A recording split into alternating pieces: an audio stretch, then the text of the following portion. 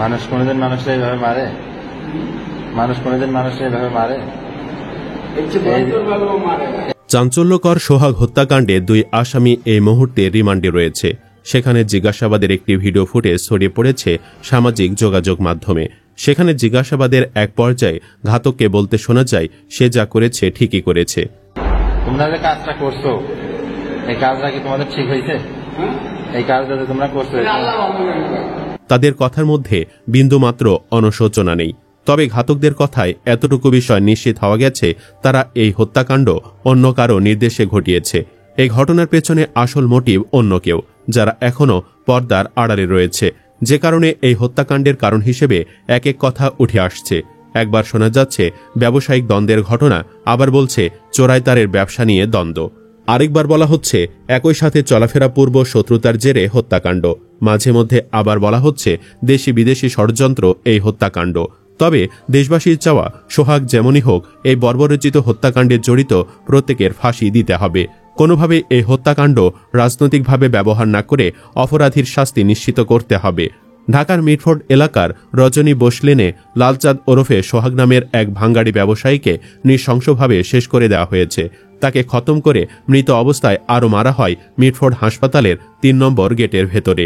প্রত্যক্ষদর্শীরা জানান, হত্যাকাণ্ডের সময় সোহাগের ওপর কিল ঘুষি মারা হয়, ধারালো অস্ত্র দিয়ে কোপানো হয় এবং পাথর দিয়ে মাথা থেতলে দেওয়া হয়।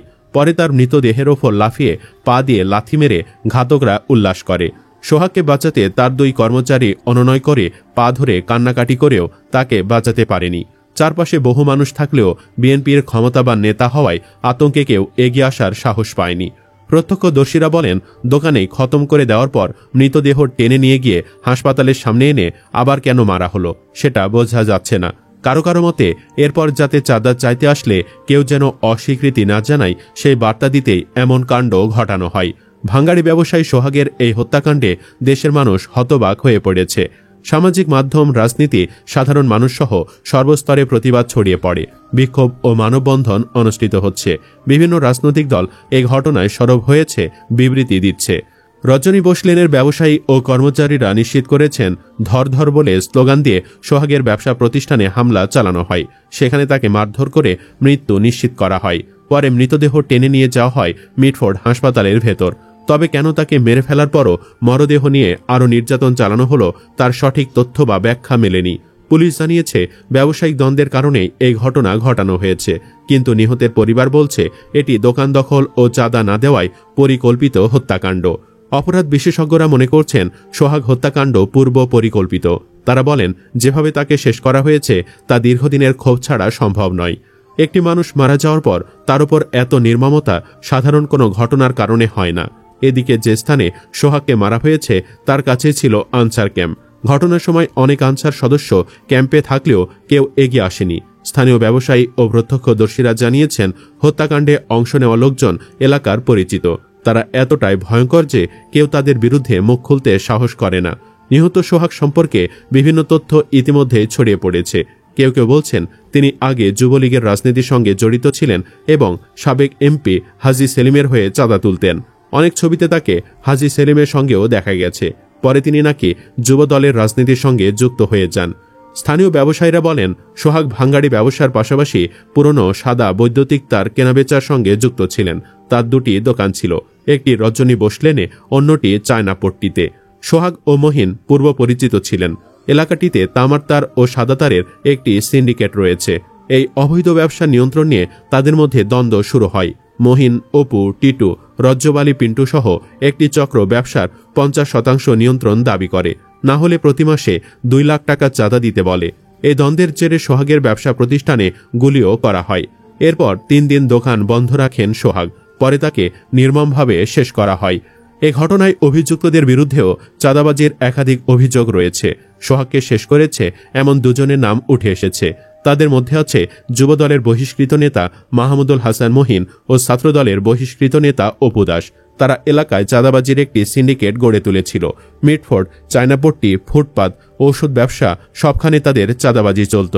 5 আগস্টের পর থেকে তারা প্রকাশ্যে চাঁদাবাজি শুরু করে। এদিকে মামলার মূল 3 আসামিকে এজাহার থেকে বাদ দেওয়া নিয়ে বিতর্ক তৈরি হয়েছে। জাতীয়তাবাদী যুবদলের সভাপতি এম মোনায়েম মুন্না বলেন, যাদের ভিডিও ফুটেজ ও সিসিটিভিতে দেখা গেছে তাদের বাদ দিয়ে মামলায় নিরপরাধ 3 জনকে আসামি করা হয়েছে। নিহত সোহাগের মেয়ে মিম বলেন, এজাহার তৈরির সময় পুলিশের কাছে যে খসড়া তারা জমা দিয়েছিলেন তা পরিবর্তন করা হয়েছে। তিনি জানান, মূল 3 খুনির নাম বাদ দিয়ে অন্যদের আসামি করা হয়েছে। তিনি অভিযোগ করেন, পুলিশ তাদের মাকে বুঝিয়ে একটি ভিন্ন নথিতে স্বাক্ষর করিয়ে নেয়। তখন তারা আবেগপ্রবণ ছিলেন। পুলিশ পরে বলে সব ঠিক করে দেবে, কিন্তু শেষ পর্যন্ত কিছুই করা হয়নি। কোতোয়ালি থানার ওসি মনিরুজ্জামান মনির বলেন, এজাহার তো তারা দিয়েছে, আমরা নয়। তারা কি অশিক্ষিত? না, তারা ভালো করে দেখে বুঝে দিয়েছে। এখন অন্য কিছু বললে হবে না। অন্যদিকে স্থানীয় ব্যবসায়ীরা বলেন, 4 দিন পেরিয়ে গেলেও তারা এখনও আতঙ্কে, কেউ মুখ খুলছে না। অনেকে তথ্য দিতে চাইলেও পরিবার ও নিরাপত্তার কথা ভেবে কিছু বলছে না। স্থানীয় সূত্র জানায়, মিটফোর্ডের রজনী বসলেন ভাঙ্গাড়ি ব্যবসার কেন্দ্র। সারা দেশ থেকে এখানে প্লাস্টিক, তামা, দস্তার পণ্য আসে। সঙ্গে রয়েছে অবৈধ চোরাই তারের ব্যবসা। এই ব্যবসা নিয়ন্ত্রণ নিয়েই হত্যা করা হয় সোহাগকে।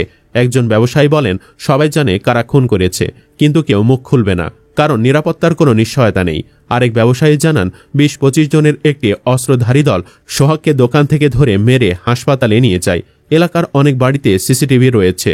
ফুটেজ দেখে খুনিদের শনাক্ত করা সম্ভব। তিনি বলেন, যারা খুন করেছে সবাই পরিচিত, কিন্তু জীবন রক্ষার দায়ে কেউ কিছু বলবে না। এক প্রত্যক্ষদর্শী জানান, বিকেলবেলায় চিৎকার শুনে তিনি দেখতে পান সোহাগকে কয়েকজন মেরে ফেলছে। তিনি বলেন, এই লোকগুলো রাজনৈতিকভাবে প্রভাবশালী, তাই কেউ কিছু বলে না। প্রতিদিন রাস্তার দোকান থেকে চাঁদা আদায় হতো। প্রশাসন এতদিন জানত না, এটা বিশ্বাসযোগ্য নয়। তিনি বলেন, হঠাৎ উচ্ছেদ অভিযান চালানো হলো কেন? প্রশাসনের অনুমতি ছাড়া কি দোকান বসেছে? স্থানীয়রা বলছেন, এই ঘটনায় প্রশাসনও দায় এড়াতে পারে না, কারণ প্রশাসন সবকিছু জানত। একজন বলেন, ব্যবসায়িক দ্বন্দ্ব বলে যেটা পুলিশ বলছে তা শিশু বিশ্বাস করবে না। তাহলে এত মানুষ কিভাবে এই ঘটনায় জড়িত হয়? এদিকে সোহাগকে শেষ করে দেওয়ার প্রতিবাদে মোহাম্মদপুর কেন্দ্রীয় কলেজ ও আইডিয়াল কলেজের শিক্ষার্থীরা মিছিল নিয়ে মিটফোর্ডে বিক্ষোভ করে। অপরাধ বিশেষজ্ঞ ডক্টর তৌহিদুল হক বলেন, শুরু থেকে যদি চাঁদাবাজির বিরুদ্ধে ব্যবস্থা নেওয়া হতো তাহলে এই ঘটনা ঘটত না। তিনি বলেন, অপরাধী যেই হোক, আইন অনুযায়ী তার বিচার হওয়া জরুরি। তিনি বলেন, রাজনীতির ছত্রচ্ছায়ায় অপরাধীরা নিরাপদ থাকে বলেই তারা বেপরোয়া হয়। তৃণমূল রাজনীতিতে বহিষ্কারের ভয় থাকে না। দল ক্ষমতায় আসবে এই আশায় তারা অপরাধ করে সুবিধা নেই। এটা বন্ধ না হলে এমন ঘটনা আরও ঘটবে। সুপ্রিয় দর্শক, এই ঘটনায় সবাই একটি জায়গায় একমত যে এই হত্যাকাণ্ড ঘটানোর পেছনে বিএনপি কিংবা অন্য কোনো রাজনৈতিক নেতাদের ইন্ধন রয়েছে। আপনি কি চান প্রকৃত দোষীদের আটক করে সবাইকে বিচারের মুখোমুখি করা হোক? কমেন্ট বক্সে জানিয়ে দিন আপনার মতামত। ভিডিও ভালো লাগলে লাইক দিন এবং শেয়ার করুন, আর অবশ্যই চ্যানেলটি সাবস্ক্রাইব করুন। ধন্যবাদ।